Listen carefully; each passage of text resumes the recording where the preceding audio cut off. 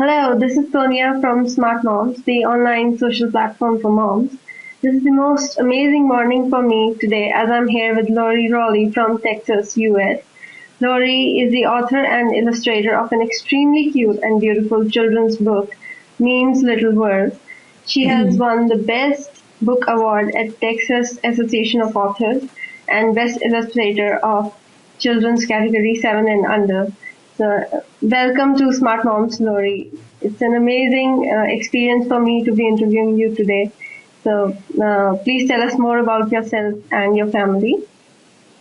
Thank you, Sonia. Thank you for having me. I love your website, and this is an honor to meet you and to meet your guests. So thank you.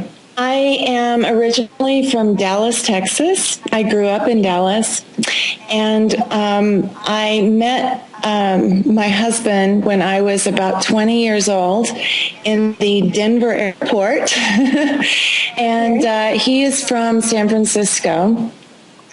And when I met him, he was playing with the band Journey, and that was really exciting. And I found out that he was a co-founder of the band Journey, and he was also a co-founding member of the band Santana.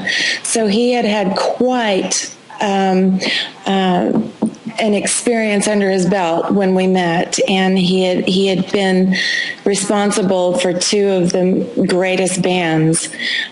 So that was just really impressionable to me, and I honored him for doing that. Very good musician. He's also a member of the Rock and Roll Hall of Fame, and with his work with Santana. And he asked me to marry him. I moved to San Francisco, and we had two beautiful children. And those children, we had a boy and a girl, ages 27 and 23 today. And we lived in California for about 30 years. And we recently just moved back to Texas, and now we live in the Austin area, beautiful hill country of Texas, and very proud to be here. We love it, all of us. The entire family lives here, so we're very proud. Yeah, and I can only imagine how beautiful it can be there, because I've never been to US before, so I would really look forward to just visiting sometime and just having a look at all the beauty around. What was the source of inspiration for your book? Well, my children were my inspiration. When they were little, the most precious bonding time was when we would have nap time or bedtime. Every day, every night, we would read. And it was very quiet, and it was just the child and myself, and we would pick the favorite book, and I would use different tones of voice when I would read, and they thought that it was very engaging. I mean, they loved it when I would read to them that way. And so they said, Mom, we love the way you read. You just make it so exciting. And so maybe someday you could write a book, a children's book of your own. And so that stuck in my mind, and I thought, yeah, maybe someday I would, because I really had good ideas about what I wanted to do. I wanted to do something with morals and something that would teach them something, and something that would engage them, and nothing boring, that was very, very solid and very educational. So a couple of years ago, now all of this time, I didn't do it, but a couple of years ago, I thought maybe this would be the time to do that. And they inspired me still to this day to do it. And I said, okay, well, I'm going to try this. I don't know what I'm doing, but I'm going to try. And so I just started writing, and all of a sudden, it was just like the perfect time. So I was very creative. All of these poems started coming out. I really started writing stories, but they got a little lengthy, and so I wrote a poem, and it was so cute that I thought, well, maybe this is my thing. And so, and it just started pouring out of me. So to this day, I have about 42, and I have 3 books under my belt with additional poetry, and every one is precious. I mean, if you like Meem's Little World, you will love Meem's Little World 2 and Meem's Little World 3 that are to follow. And so I am honored that I have been able to tap into my little niche. It's something that I haven't seen before on the bookshelves. It's unlike anything you will see on the bookshelves. It's completely handwritten and drawn, and that's something you don't see anymore, but I take the time to do it. I wanted to connect to the child as if a child wrote it for another child. I really wanted them to listen when it's read. So that's really cute, because I've also gone through the book, and it's so cute that you just feel like going on and don't stop. It's so beautiful. thank you. Thank you. Yeah, and do you feel how has the experience been in writing the book, and any challenges that you faced when you wrote the book? Well, the experience has been a learning experience for sure. It's something I didn't think that I would ever accomplish, but I think once I set my mind to do it, I amazed myself that I actually accomplished it. If you look at the overall picture, it's overwhelming, but if you just take it a step at a time, it can be very fulfilling in the end, and that's where I am today. The challenges for me were not in the writing, it was in the illustration. How am I going to do this? I tried to get everyone to illustrate for me. I asked my family, I asked my friends, no one wanted to do it. And I was really forced into doing it. I did not know how to draw. I mean, my drawing was so young and rudimentary, a lot of tears. All of a sudden, I drew a mouse. And I did it because it was my first poem in Meem's Little World about a mouse running up the wall. So I drew this mouse, and it actually came out really cute.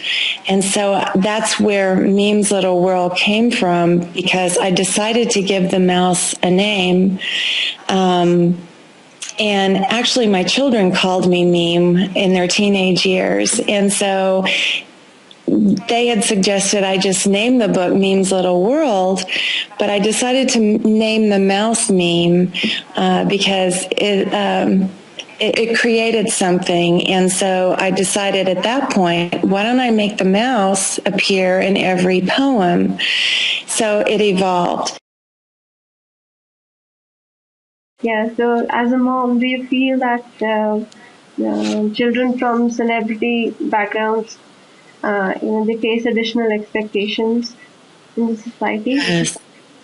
Yes. I'm glad that you asked that question, Sonia, because just recently, our entire family have been talking about that for other reasons, but both of my children have had challenges as growing up in a celebrity household, and other celebrities will know what I'm talking about. People treat you differently when you're a celebrity, especially kids. It's an innocent thing, but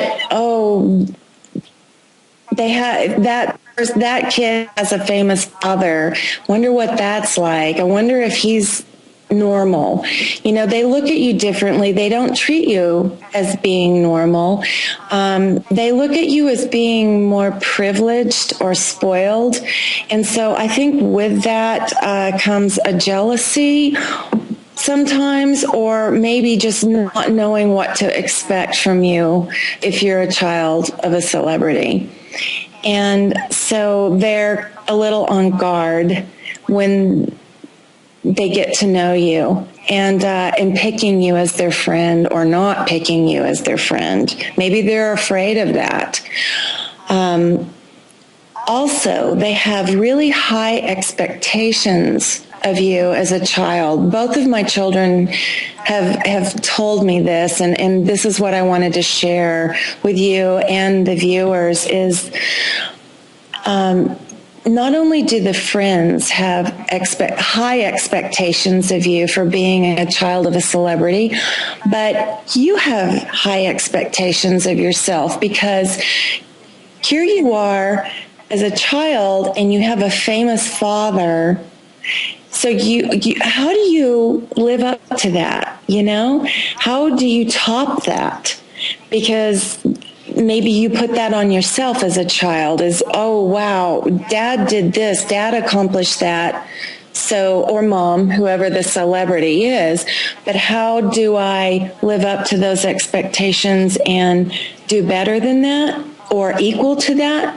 And so that's a lot of pressure on a child. It's a lot of pressure on an adult. So you can imagine a child has quite a challenge in front of them. They just want to be normal. They just want to be accepted as the average kid and be one of the average kids. And they're never treated that way. And that is very, very, it's sad to watch as a parent. Some children embrace it and think that's a really neat thing, and they don't care, and they treat you the same either way. And so those kind of children ended up being the best friends our children had, that just accepted them as normal, and they're still friends to this day. And yes, and their families are our friends as well. Glad you asked me, and I wanted to say that anyway. So Thank you. Would you like to share any of your learning experiences as a mom with us? I'd love to. I would like to say that children change your life. They're the greatest gift. And boy, they sure let you know about the world, and they're just so beautiful. I would say if you're not ready to have children, don't have children.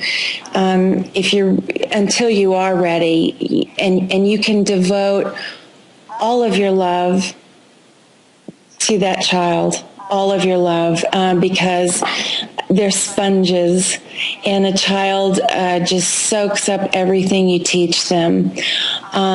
There's no handbook, there's no rule book on how to parent. So, we as adults, we stumble through it, and day to day, we're always learning. There's a fine line in parenting. You want to be the child's friend, and yet you have to be the disciplinarian at the same time, and you want to teach them right from wrong. And so that's the fine line, because if you're too much of a friend, it's hard to discipline. And if you're too much discipline, it's hard to be the friend. So one thing that both my husband, Gregg, and I have always agreed upon, and we feel like this is what has made us great parents, is that you have to respect your child. That child has a mind of its own. Until they're 4 years old, their personality is really developed. Their self-esteem is developed. Their trust in other human beings is developing. So in those early years, it's important to give the child the respect for them to voice their own opinion about things. And if another adult is not kind to your child, we have taught our children that if someone is rude to you, it's okay to not respect that person. If someone's rude to you, you don't have to be nice or you don't have to stick around. But if someone else should respect you as well as you respecting them. And so it's a two-way street is what we try to teach our children. And I think that was a very good thing, and they remember that to this day. If someone's not nice to you, don't be nice back. If someone is kind to you, then be kind. And so that was really good advice. And also, love them unconditionally, and let them make their own mistakes. They're not your mistakes. They're the child's mistakes. And be there for them when they stumble and fall. And be there for them to praise them. So it's okay. And children are wonderful, and they have definitely changed our lives, and we love them very much. That was really beautiful what you shared. Thank you. Yeah, and I will also, I also got a very good message as a mom. So I would also follow what you said today. Thank you. Yeah, thank you so much. And thank you so much for coming and sharing your beautiful views and your beautiful experience in writing an amazing book for children. It's an amazing experience for me today to interview you, and I look forward to the other editions of your book, and read them to my child too. Thank you. I'm writing I've written my second and my third book, but I'm illustrating my second one right now. I just built a studio, and it's so amazing. I'll be posting pictures of it on my website soon. But I wanted to share with your viewers, this is my latest creation. This is a CD of an audiobook of Meem's Little World. And this is the front, and this is the back. It's an audiobook of me reading Meem's Little World to the child. And it has sound effects. So I created it for travel in the car or even at home. But and this is a little finger puppet. And this is Meem, and it comes with the travel pack, the CD and the mouse puppet and the book. So that's going to be available. If you want to order it through me on my website, I'm happy to send it to you and autograph the book to whoever you'd like me to sign it to. And that's my latest until my second one is done. Thank you for having me, Sonia. Thank you so much, Lori.